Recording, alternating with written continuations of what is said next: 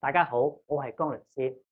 今日我想講嘅話題咧，就係當你申請一個註冊商標，但係被呢個知識產權處拒絕，你應該點做咧？通常咧，註冊處會通知你，你有6個月嘅時間去回覆嘅。你有兩個選擇，第一個就放棄，放棄好容易因為呢個商標冇價值，所以你咪放棄佢咯。如果呢個商標有價值嘅話咧，你可以考慮以下行動，亦都係第二個選擇啦，就係作出叫做覆審。英文叫做 office action。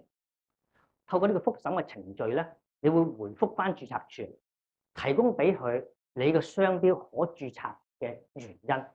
通常嚟講，註冊處拒絕你嘅商標註冊咧，基本上有兩個㗎。第一個咧就係話你嘅商標會有描述性，一個描述性嘅商標咧，有機會係註唔到嘅。第二個原因咧就係因為喺你申請之前啊，已經有其他人已經註咗一樣甚至係類似嘅商標。喺呢個情況之下咧，你需要拎出證據出嚟，證明你長期使用。有咩證據咧？就包括咗你件產品連同個商標使用過嘅證據，仲有咧你一個表，呢個表顯示過去每一年你銷售嘅數目，包括咗件數同埋銀碼，甚至係提供你嘅單據。連同用頭先嘅證據，用一個叫做法定聲明嘅形式之下，表述俾註冊處睇，註冊處會考慮，或者有機會俾你註冊嘅。雖然如此，都有機會係註唔到嘅噃。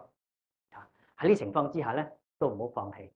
過幾年之後再申請，因為到時你嘅申請更加多嘅證據、更加多嘅資料係支持你長期使用，導致你嘅商標咧係有顯著性嘅。